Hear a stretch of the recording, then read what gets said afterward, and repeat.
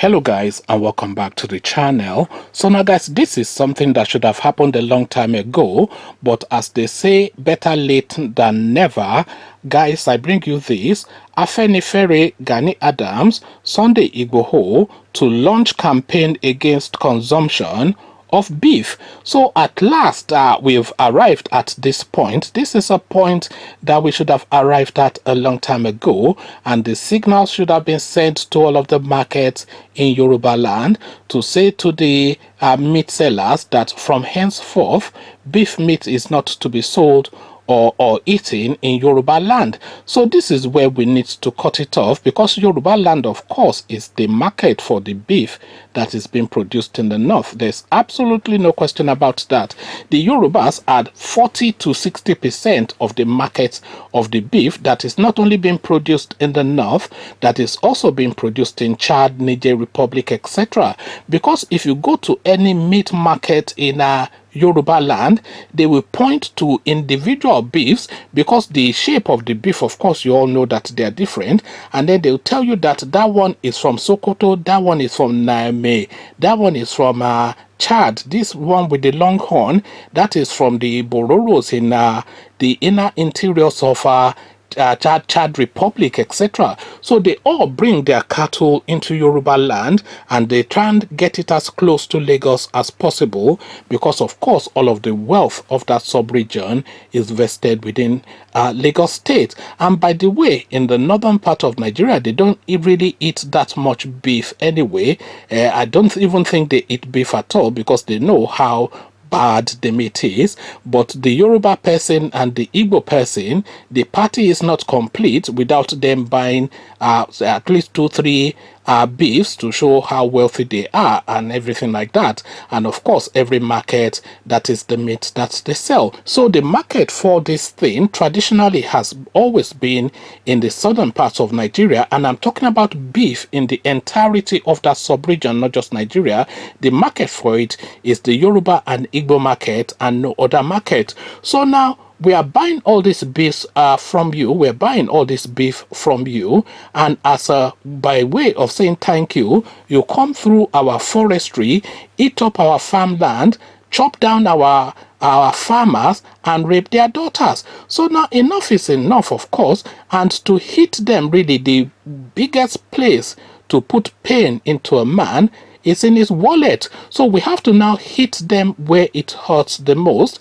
I don't even think the Fulani headsman is dumb enough to come to the market with AK-47 and start forcing people to buy beef against their will. So if we are not buying, then you bring it. We are not saying don't bring it, but if nobody buys, then you have to take it back, don't you? So this is now the position now. And by the way, we need to now protect our own agricultural industry and look to what we produce from within. So the opening salvo is now what is being fired now, as again Afenifere Gani Adams Sunday Igboho to launch campaign against consumption of beef.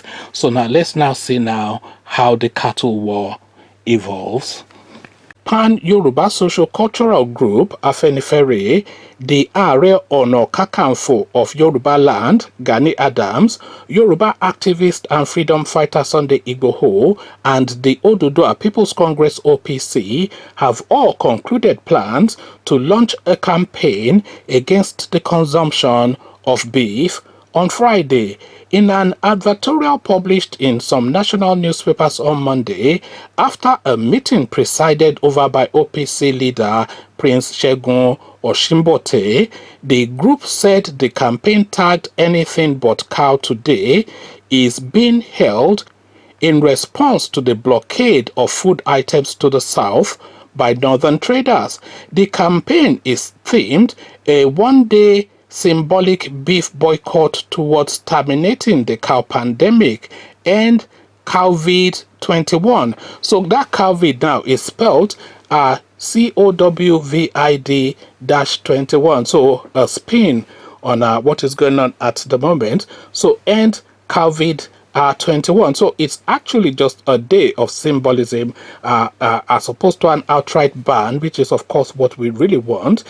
The embargo by the cattle and foodstuff dealers under the aegis of the Amalgamated Union of Foodstuff and Cattle Dealers of Nigeria has entered its fifth day, with the strike action, which involves the closure of all routes linking the north to the south, causing severe food shortage.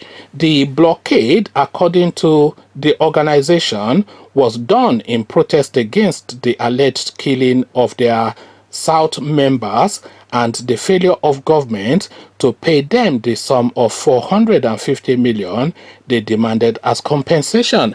So pretty much a tit for tat position at the moment, but this is really something that we need to be in place permanently, because there's absolutely no reason why we should be giving these people money for what they are doing. We shouldn't be giving them money and then seeing them savaging our land in the way that they are savaging it. So it should not be a day of rage with some catchy little peppy title COVID-21 and all this nonsense.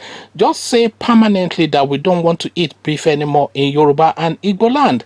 So if you do that and it becomes then sort of like a thing of shame, if anybody is saying buy malu, then they are mocked and ridiculed in their society. If it becomes now a thing of ridicule to buy malu, then you'll see how quickly the whole space will turn against it. And it wouldn't actually take that long for the adjustments to be made to not eating cows anymore. Because if we don't find cows to eat, then very quickly we'll just start eating what we have, goat and sheep and whatever, and ram, whatever. We have plenty of meat in our Yoruba land, and they have plenty of meat in Igbo land, antelope, etc. All of these things are meat too. They give you the protein that you need, and they even give you better quality protein than you get from beef. So beef is essentially a status symbol that people use especially for parties. So instead of putting that one cow in front of your house to say that you are doing big, put 10 rams. It's still the same spend. Everybody goes to the same market, and we all know what things cost. So that shift now needs to be a permanent one.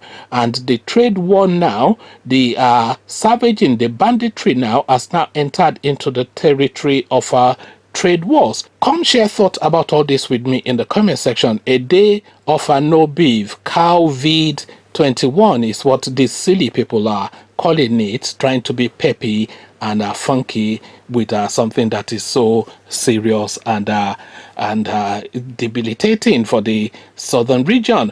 Come tell me what you're making of all this. But before you come into the comment section to engage, click on the red subscribe button so it turns gray. The bell button notifies you every time I drop a new video. Click on like as well, because that helps with the YouTube algorithm. Once you've done all the clickings, these people are calling it COVID-21 and they are doing it for a day, but the idea has been germinated, and I'm saying that it is something that should be permanent. So I'll leave you here. Carry this conversation on with you in the comment section, but here I say peace.